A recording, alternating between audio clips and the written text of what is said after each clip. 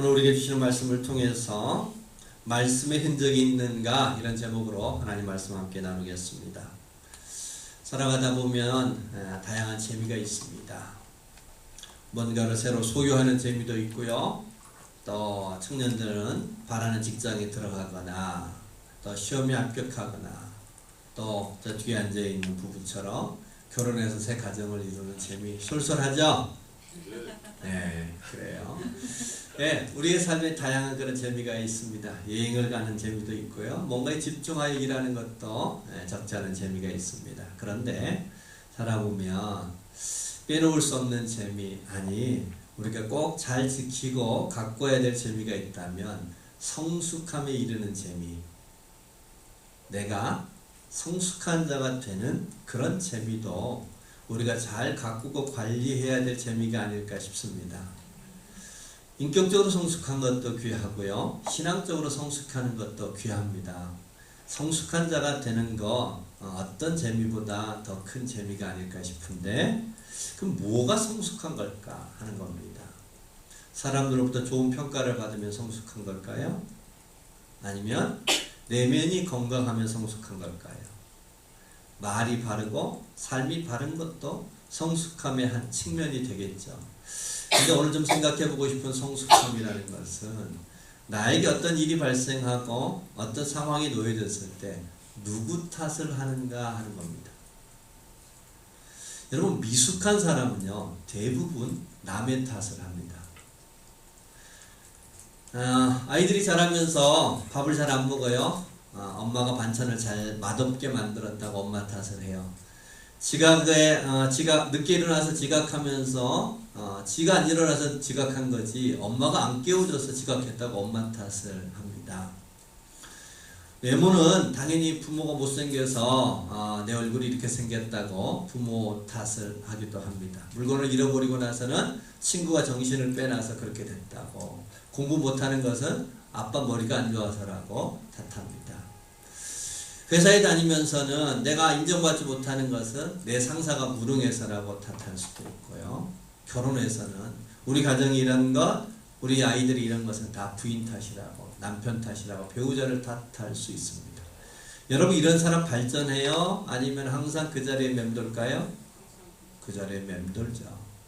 남을 탓하는 사람에게는 변화가 없어요. 성숙이 없어요. 발전이 없어요. 성숙한 사람은요, 그러기에 남을 탓하지 않고요, 자기를 돌아봅니다. 어떤 일이 생겼을 때 그 문제의 원인과 책임을 자기 자신에게 찾으려고 합니다. 그래서 자기를 성찰하고요, 자기를 살펴봅니다. 여러분, 그런 사람은 당연히 어제보다 오늘이, 오늘보다 내일 나아지지 않겠어요? 발전하지 않겠어요? 그 사람은 분명 더 성숙한 사람으로 계속해서 나아지는 역사가 있을 겁니다. 물론 모든 것을 지나치게 자기 탓으로만 돌리면 걸림이 되고 상처가 되는 일도 있지만 자기를 성찰하고 살필 줄 아는 것은 성숙함을 위하여 꼭 필요합니다. 그래서 인격적인 성숙뿐만 아니라 신앙의 성숙도 마찬가지입니다. 여러분, 누가 믿음이 자라요? 교회 오래 다녔다고 해서 직분을 가졌다고 해서 아니요. 자기를 살필 줄 아는 사람입니다. 자기를 돌아볼 줄 아는 사람이에요. 요즘에 흔히 쓰는 말로 메타인지가 있느냐는 겁니다. 남들은 다 하는데 본인만 몰라요. 자기를 살피지 못해요. 그러면 변화가 없어요. 새롭게 되는 일들이 없어요. 늘 미숙함 속에 맴돌며 살아가게 됩니다. 우리 신앙의 대전제는요, 하나님의 은혜 가운데 사는 겁니다. 우리는 하나님의 은혜 속에서 살아갑니다. 그렇기 때문에 하나님의 은혜로 말미암아 우리가 구원을 얻고 하나님의 은혜로 말미암아 우리가 새롭게 되기 때문에 우리는 모든 신앙에 있어서의 문제를 하나님 탓으로 돌리기가 쉬워요. 하나님 때문에 이렇게 됐어. 하나님이 안 도와주셔서, 하나님이 응답해 주지 않으셔서, 하나님을 탓하다 보면은 발전이 없는, 변화가 없어요. 새로워짐이 없어요. 늘 미숙한 자로 머물기가 쉽습니다. 어떻게 하면 우리는 그런 하나님을 탓하고 남을 탓하지 않고 나를 돌아보며 나를 성찰하며 늘 새로워질 수 있을까요? 앞서의 말씀드린 것처럼 나를 살필 줄 아는데 누가 나를 살피느냐? 하나님의 말씀이 들어오면 살피게 됩니다. 하나님의 말씀이 내 안에 들어오잖아요. 그러면 그 말씀이 나를 찌르거든요. 나를 불편하게 만들거든요. 하나님의 말씀이 내 안에 들어오면 내가 지금 바르게 생각하고 있는지, 바르게 마음 먹고 있는지, 바르게 살고 있는지를 말씀이 늘 거울이 되어주셔서 우리를 돌아보게 만듭니다. 우리를 찌릅니다. 말씀의 찔림 속에서 우리 자신들을 살필 때 우리의 변화가 시작이 됩니다. 자, 오늘 우리가 읽었던 말씀 37절을 다시 한번 같이 읽어봅니다. 37절입니다. 그들이 이 말을 듣고 마음에 찔려 베드로와 다른 사도들에게 물어 이르되 형제들아 우리가 어찌할꼬 하거늘. 자, 베드로가 사람들을 향하여 설교를 했습니다. 우리 지난주 살폈던 것처럼 너희가 십자가에 못 박은 예수를 하나님께서 주와 그리스도가 되게 하셨다라는 말씀 앞에서 사람들이 찔렸던 거예요. 그 말씀이 그들을 비추어 보게 했던 거예요. 불편함을 줬어요. 여러분, 우리는 말씀을 들으면 찔림이 있는 때가 많습니다. 감동받는 때가 있습니다. 때로는 그 말씀에 눈물을 흘릴 때도 있습니다. 그런데 여러분, 찔림이 있고 감동이 있는 건 귀한데요. 거기까지만 멈춘다면 아무 소용이 없어요. 말씀에 찔림이 있다는 것으로 저절로 말씀의 사람이 되지 않는다는 겁니다. 말씀이 찌름이 있으면 그 다음 단계인 우리가 어찌할꼬. 따라서 해봅시다. 우리가 어찌할꼬. 네, 우리가 어찌할꼬라고 말씀 앞에 엎드림이 필요해요. 말씀의 인도를 구해야 됩니다. 말씀의 흔적은 누가 가졌느냐? 말씀에 찔림이 있었던 사람이 말씀의 흔적을 갖는 게 아니라 그 말씀 앞에서 내가 어찌할 거라고 탄식하며 엎드린 사람만이 말씀의 흔적을 갖게 됩니다. 여러분, 우리 모두가 하나님 앞에서 말씀에 찔린 말씀의 감동으로 머무는 자가 아니라 말씀이 우리를 찌르고 말씀이 우리 자신을 비추어 보게 만들고 돌아보게 만들 때마다 말씀 앞에서 그러면 하나님 어떻게 하면 좋겠습니까? 어찌할꼬? 하나님 앞에 묻기를 바랍니다. 그 말씀의 인도함을 받기를 바랍니다. 그 말씀이 우리를 새롭게 바꿀 수 있도록 말씀의 이끌림을 받는 삶, 곧 말씀의 흔적을 갖는 신앙이 되어졌으면 좋겠습니다.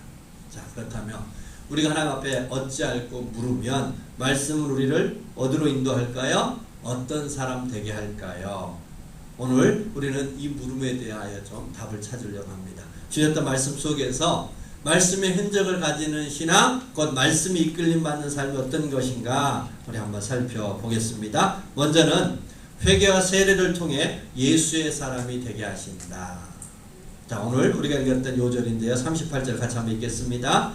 베드로가 이르되 너희가 회개하여 각각 예수 그리스도의 이름으로 세례를 받고 죄 사함을 받으라. 그리하면 성령의 선물을 받으리니. 베드로가 어찌할 거라고 묻는 그 백성들 앞에서 이렇게 얘기했습니다. 회개하여 각각 예수 그리스도 이름으로 세례를 받으라. 여러분, 회개가 뭘까요? 뉘우치는 것? 아니면 내가 죄 지었습니다라고 반성하는 것? 예, 그것도 회개의 한 부분이지만 참된 회개는요, 내가 가던 길에서 돌이켜 길을 옮기는 거예요. 길을 바꾸는 거예요. 내가 가던 길을 돌이켜 바꾸는 것이 그게 회개입니다. 전에는 사망의 길이었는데 생명의 길로 옮기는 거예요. 불신의 길에서 하나님을 믿는 신앙의 길로 옮기는 것을 회개라고 얘기합니다. 그런데 누가 옮길까요? 기존에 가던 길에서 누가 새 길로 옮겨질까? 그 길의 끝을 볼 줄 아는 사람이 옮겨요. 자, 여러분, 비행기 1등석 타보셨어요? 쉽지 않죠. 너무 비싸서. 여러분, 아무리 1등석을 공짜로 태워준다 하더라도요, 그 비행기가 추락할 비행기라면 1등석 타야 돼요? 안 타야 돼요? 안 타죠. 비록 이코노미 클래스라도 우리 신혼여행 다녀온 저 부부처럼 함께 아름다운 여행지를 떠나고 가슴 설레는 여행을 떠난다면 그 비행기 좌석 클래스가 뭔지 중요하지 않아요. 아무리 좋은 자리도요, 그 끝이 사망이면 그 길에서 돌이켜야 되지 않아요? 여러분 살아서 버스 타는 것이 좋아요? 죽어서 캐딜락 타는 게 좋아요? 당연하죠. 살아서 버스 타는 게 훨씬 더 아름답습니다.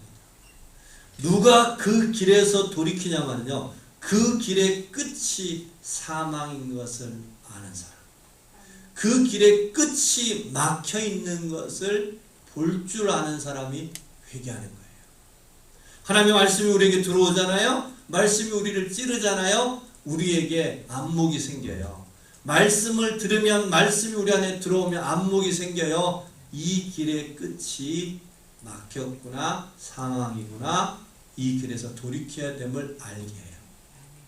사람들이 많이 가도, 그 길이 화려해 보여도, 그 길이 커 보여도 막힌 길, 사망의 길에서 돌이키는 게 회개입니다. 세례는 예수님과 연합이라고 말합니다. 예수님의 죽음과 연합하여 나는 죄에 대해서 죽었고, 예수님의 부활에 연합하여 나는 생명의 사람이 되어졌습니다.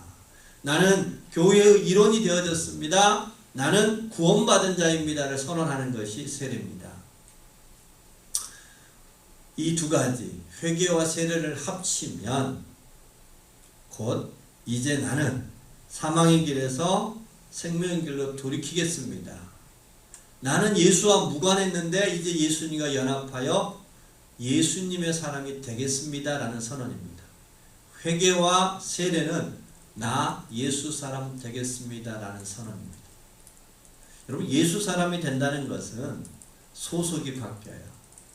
신분이 바뀝니다. 삶의 방식이 바뀝니다.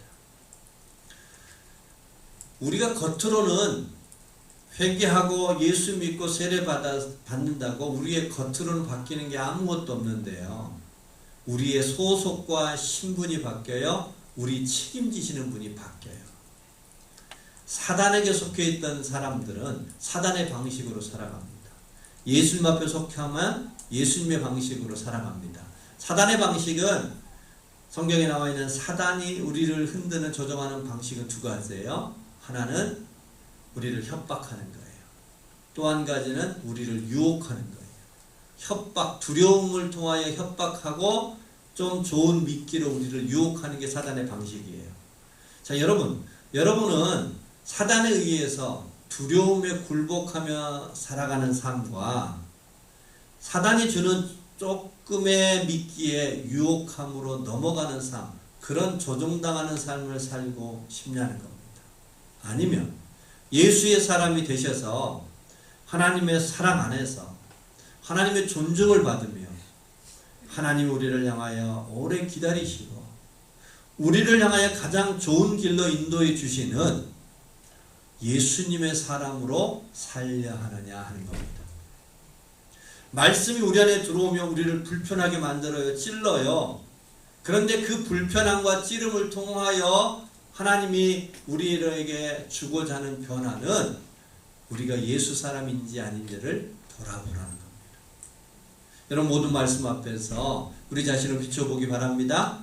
내가 예수의 사람인지 아니면 사단에 조종당하는 삶을 살고 있는지를 돌아보라는 것입니다.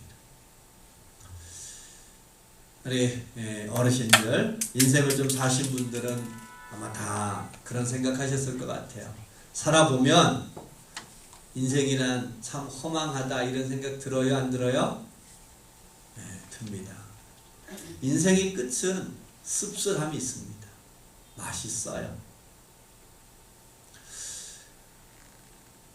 뭔가 성취하면, 사람들로부터 인정받으면 내가 대단한 사람이 될 것 같은데요, 사람들 앞에서 막 칭송을 받고 인정을 받아도요, 홀로 조용히 혼자 되는 시간을 갖게 되면요, 그 모든 것이 참 허망하다 이런 생각이 들어요.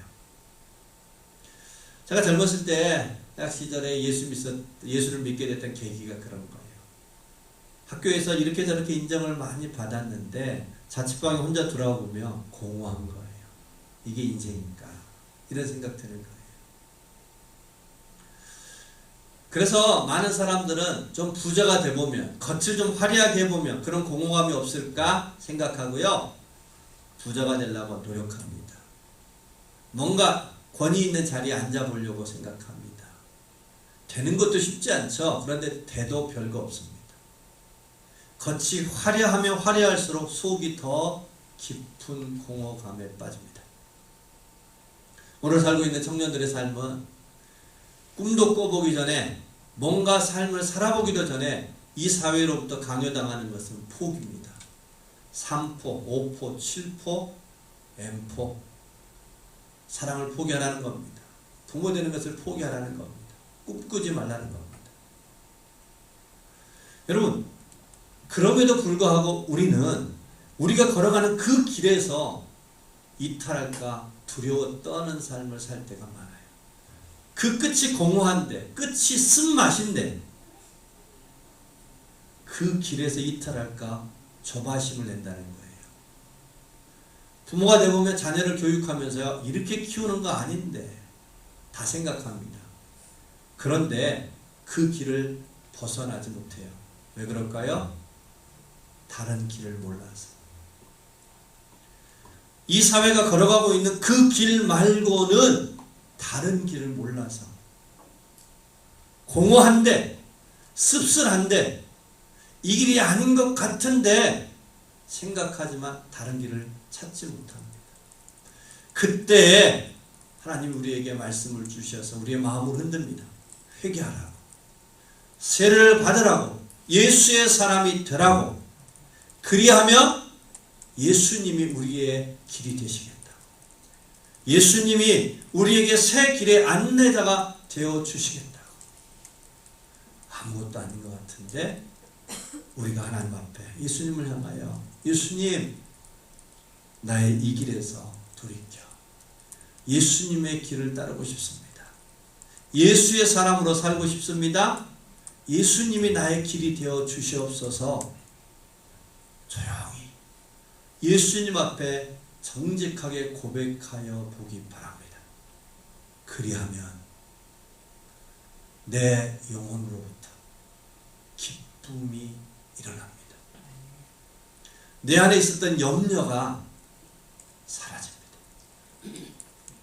내가 기존에는 초라해 보였는데 예수의 사람이 되는 순간 우리가 하나님 앞에 얼마나 위대하고 존귀한 자인지 알게 됩니다.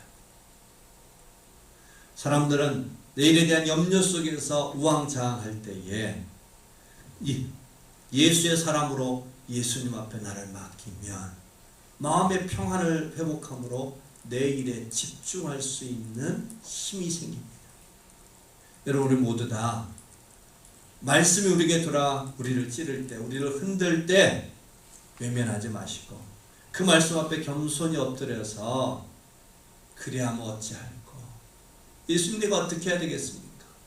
그 말씀의 찌름 앞에 겸손히 엎드려 예수의 사람으로 새롭게 시작하는, 기존의 길을 돌이키는 예수의 사람이라는 새 신분을 얻고 새로운 삶, 새로운 길을 걸어가는 저와 여러분 되시기를 주의 이름으로 축복합니다. 그게 말씀의 흔적을 가진 사람입니다. 또한 말씀이 우리를 찌를 때, 말씀이 우리의 삶을 새롭게 이끌 때 어떤 일이 일어날까? 한 가지 더 살펴보려고 합니다. 두 번째로는 말씀이 이끄는 삶, 말씀의 흔적을 가진 또 다른 삶은 성령과 함께 대리 통치자로서의 구원을 살게 하신다는 겁니다. 예수의 사람이 되는 것도 어려운데 대리 통치자로 살아간다. 좀 이해하기 쉽지 않죠. 자, 여러분, 구원은 우리 성경에서 가장 많이 말하는 건데요. 구원은 성경에서 굉장히 광범위한 의미를 갖고 있어요. 구원은 우리가 지옥에서 천국 가는 거 구원이죠. 우리가 하나님의 축복을 누리는 것도 구원입니다. 하나님의 기쁨을 얻는 것, 죄로부터 자유로워지는 것, 사단의 모든 결박으로부터 풀어지는 것, 우리에게 주신 사명을 충실하게 잘 감당하는 것 다 구원입니다. 자, 그런데 그 구원의 한 면을 오늘 우리가 읽었던 본문에서 뭐라고 얘기하는지 다시 한번 읽어봅니다. 38절, 오늘 요절이라고 했는데요. 다시 한번 읽어보겠습니다. 38절, 베드로가 이르되 너희가 회개하여 각각 예수 그리스도 이름으로 세례를 받고 죄 사함을 받으라. 그리하면 성령의 선물을 받으리니. 자, 오늘 말씀을 잘 보면요, 앞에와 뒤에가 나눠져 있어요. 우리가 해야 될 영역과 하나님이 하시는 영역이 나눠져 있어요. 우리가 해야 될 영역은 앞서 살핀 것처럼 회개와 세례, 예수 사람 되었음을 선언하는 겁니다. 그렇게 되면은 죄 사함과 성령을 선물로 주는 것은 누가 주셔요? 하나님이 주셔요. 우리가 회개하고 우리가 세례를 받고 우리가 예수의 사람이 되어졌음을 선언하잖아요. 그러면 하나님이 우리에게 죄 사함을 선언해요. 하나님 우리에게 성령을 선물로 주신다고요. 죄 사함이 구원입니다. 성령을 소유한 삶이 구원의 삶입니다. 그것에 대해서 베드로는 추가 설명한 이후에 40절 이와 같이 얘기합니다. 40절 한 절만 더 읽어보겠습니다. 또 여러 말로 확증하여 권하여 이르되 너희가 이 패역한 세대에서 구원을 받으라 하니. 이 패역한 세대에서 구원을 받으라. 패역한 세대라는 것은요, 비뚤어진 세계다, 어그러졌다, 잘못된 길로 가고 있다, 이런 뜻입니다. 이 잘못된 세상에서 구원을 받으라는 겁니다. 자, 여러분 한번 생각해 보셔요. 이 세상이 비뚤어졌어요. 세상이 길을 잃었어요. 잘못 가고 있어요. 패역한 세대예요. 그 세대에서 구원을 받으려면 우리 이 세상에 살지 말아야 되겠네요. 산으로 가야 되네요. 이 세대에서 구원받는다는 뜻이 뭘까 하는 겁니다. 어떨 때 우리는 이 세대로부터 구원을 받을 수 있겠느냐 하는 것입니다. 그것을 위해서 우리는 하나님의 나라를 좀 이해할 필요가 있습니다. 우리 금요기도회에서 주기도문을 강의하면서 하나님 나라에 대한 얘기를 이렇게 나누었어요. 하나님 나라의 특징은 하나님이 통치하시는 나라다. 하나님이 다스리는 나라다.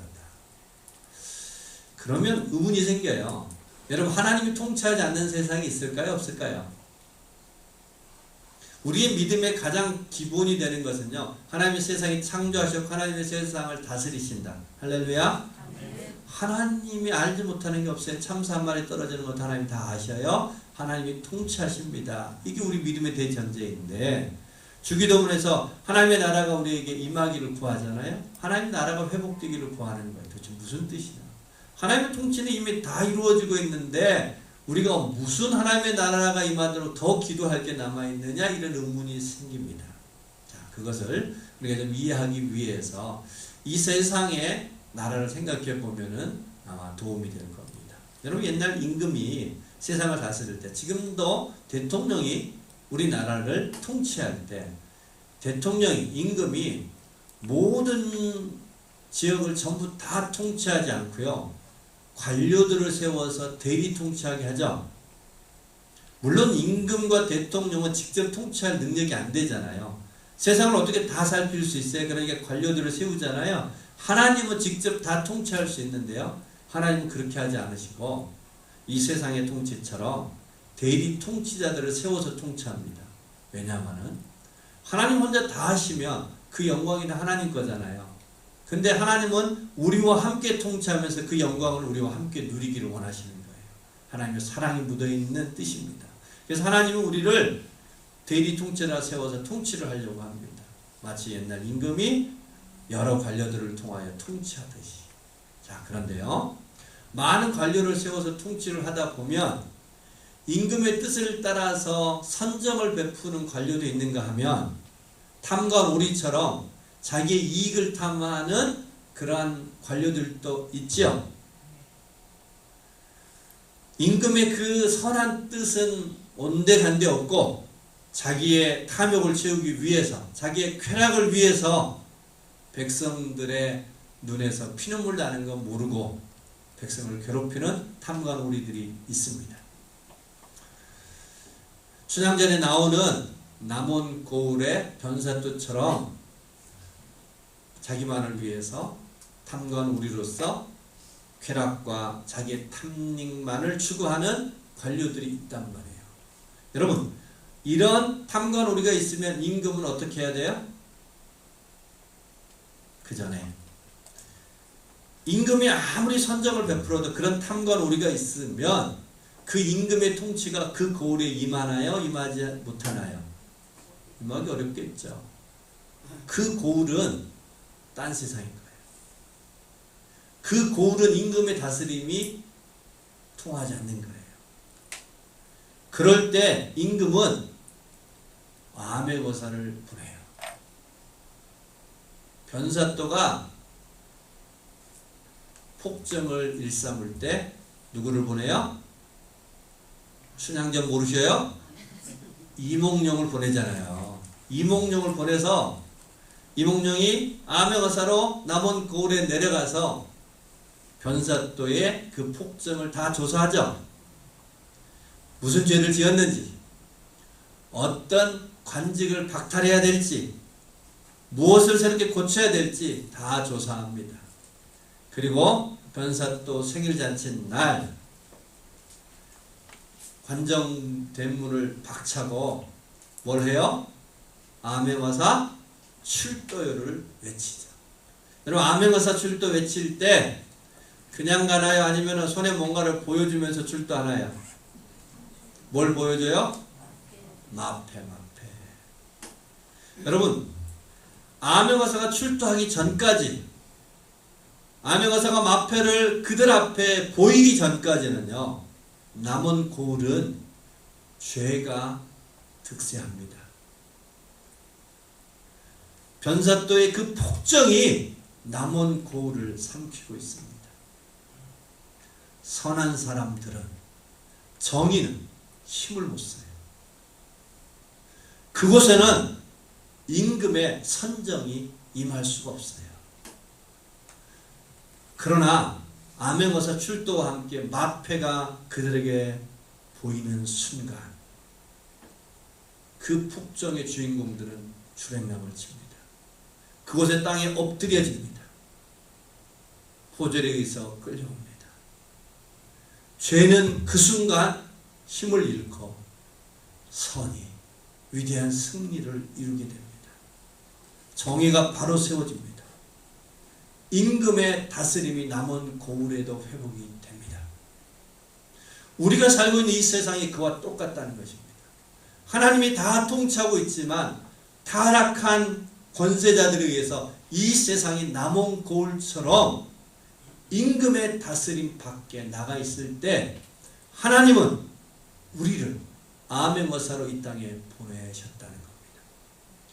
이 패역한 세대로부터 구원을 얻는 것은 이 시대로부터 도망가는 것이 아니라 이 세대를 구원하는 일들을 통하여 우리는 이 패역한 세대로부터 구원을 얻는 사명자로 하나님이 우리를 쓰기를 원하신다는 겁니다. 여러분, 이런 말 들으면 속으로부터 이런 질문이 올라올 겁니다. 하나님, 내 삶도 주체 못하는데 제가 어떻게 해요?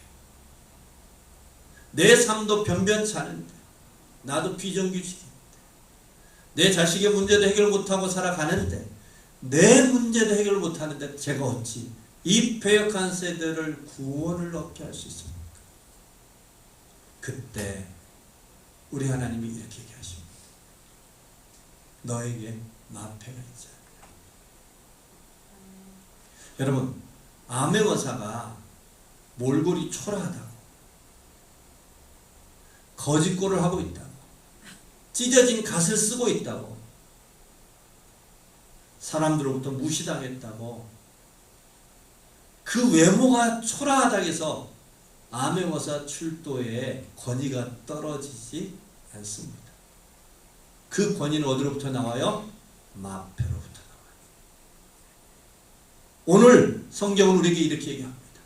세례를 받고 회개하고 예수의 사람이 된 그들에게 우리 하나님은 너는 거룩한 자라는 죄 사함과 예수의 거룩한 이름을 그 안에 주셨고 성령을 그 안에 부어주셔서 예수 이름과 성령의 마패를 우리에게 주셨다는 겁니다. 우리가 초라해도, 우리가 보잘것없어도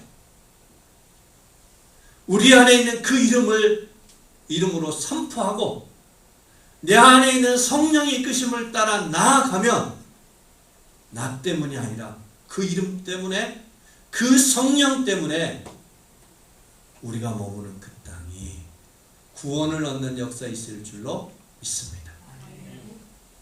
말씀의 표적은, 말씀의 흔적은 내가 회개하고 세례를 받을 때 내 안에서부터 일어납니다. 그러나 그 말씀의 흔적은 내게 머무는 것이 아니라 우리가 살고 있는 우리의 가정에 말씀의 흔적이 남기기를 원하는 겁니다.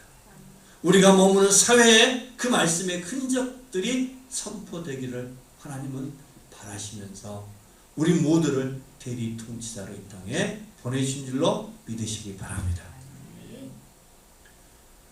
여러분, 만약에 이몽룡 암행어사가 자기가 누더기 옷을 입고 있다고, 찢어진 갓을 쓰고 있다고 창피해서 마패를 꺼내지 않으면, 아무리 권력의 상징인 임금의 그 권위가 담겨있는 마패를 소유했을지라도 암행어사 출도를 외치지 않고 마패를 세상에 들어 보이지 않았다면 남은 고을은 여전히 변사또의 폭행이 계속됩니다. 우리가 그 이름을 가지고 있어도, 우리가 성령을 소유한 자가 되어졌어도 그것을 믿지 않고 인정하지 않고 성령을 따르지 않으면 품속의 마패에 불과한 거예요. 마패는 꺼내야 되지 않겠어요? 암행어사 출도를 외쳐야 되지 않겠어요? 여러분, 작은 일로부터 시작해서 하나님 앞에 예수 이름으로 선포하는 삶 살기를 바랍니다. 개인적으로 제가 좋아하는 한 말씀 읽어드릴 겁니다. 갈라디아서 5장 16절 이런 말씀이 있습니다. 내게 이르노니 너희는 성령을 따라 행하라. 따라줍시다. 너희는 성령을 따라 행하라. 여러분, 우리 안에 두 소욕이 있습니다. 우리의 탐심, 우리의 죄욕, 죄성, 우리의 연약함, 우리 안에서 끊임없이 사단이 불러일으키는 외침이 있습니다. 반면에 우리 안에 성령의 소리가 있습니다. 말씀으로 우리를 깨우면서, 말씀으로 우리를 격려하면서, 말씀으로 우리에게 힘을 주시면서 우리 안에서 외치는 성령의 이끄심이 있다는 겁니다. 그 성령을 따라 행하라 말씀하십니다. 그것이 암행어사 출도하는 겁니다. 그것이 마패를 세상에 들어 보이는 것입니다. 우리는 초라할 수 있습니다. 그러나 우리 안에 있는 이름이 위대하기에, 우리 안에 있는 성령이 위대하시기에, 여러분, 우리가 그 성령을 따라 행하면 우리가 머무는 땅이, 가정이, 회사가 바뀌는 역사가 있을 줄로 믿습니다.